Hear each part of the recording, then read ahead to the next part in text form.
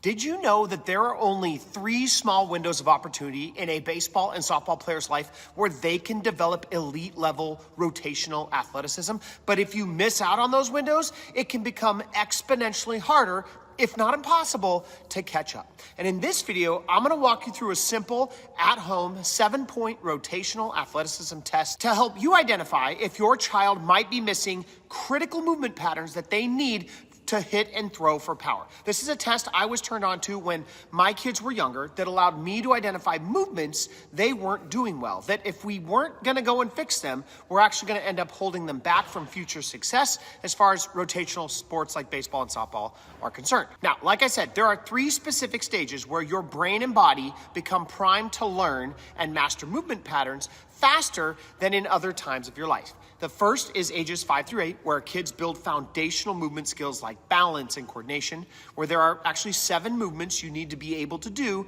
if you want to play rotational sports well. The second is ages 9 to 12, when their bodies are primed to develop speed, power, and strength, where they learn how to move better in between the movements they built in the first stage and how to do so explosively.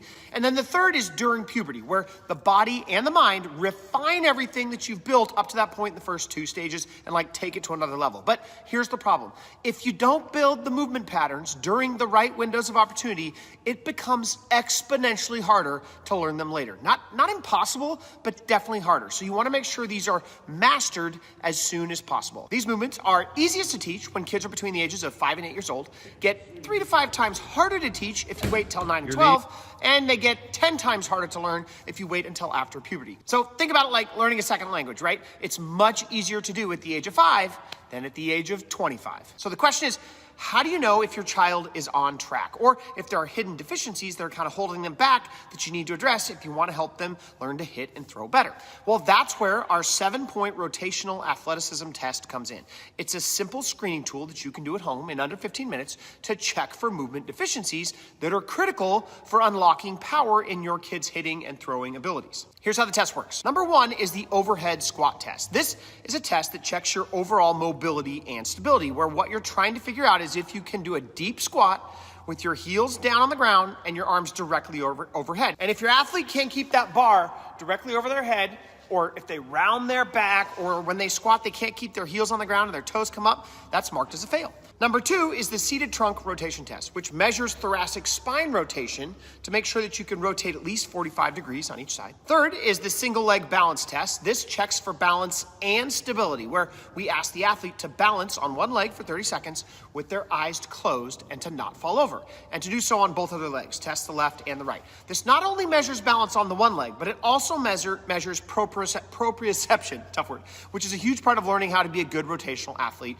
and actually have hand-eye coordination. So we got to make sure we test that one. Then we have the single leg med ball throw. This tests single leg stability and the ability to control your upper and lower body independently of each other, where if you ask your kid to stand on one leg while you throw them a ball across their body at 45 degrees, can they actually catch that ball and throw it back without falling over? Test number 5 evaluates the lower body's explosive power, where kids need to be able to do a broad jump at least 1.5 times the length of how tall they are. The 6th is a reverse lunge with a press, which measures if your core has enough control to resist rotation as you move into different single leg positions. And lastly, we have a core stability plank test, which tests core bracing, which is a very important part of the swing as we rotate, where we are trying to see if an athlete can hold a plank for at least 1 minute without having a saggy spine. Now, once you take the test, you might discover some skills or movement patterns your athlete ends up kind of struggling with. And if that's the case and you want to know exactly what next step to take to develop those skills in your athlete,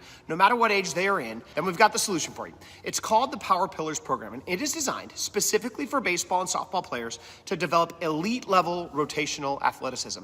This program will walk you through how to build power, speed, and efficiency in each of these 3 different windows of opportunity that every athlete has to unlock explosive rotational performance. This is a program I actually developed after my college playing career ended earlier than I would have liked, because quite frankly, I never developed a strong enough throwing arm to earn playing time over other kids on my team at the college level. I was always being told I had a weak throwing arm. My arm always hurt. It was always in pain. I remember as I walked off that field for the last time that I'd said to myself, if I ever had kids, I wasn't going to make the same mistake of never teaching them how to throw a ball right like my father made with me. So that's what I did. I built a program that teaches young kids the skills they need and parents how to teach their kids those skills to be better rotational athletes. And because of that, my son can now throw the ball over 90 miles an hour. My 14-year-old daughter just won a national contest for hardest throwing overhand velocity with a softball, where she threw this ball 70 miles an hour.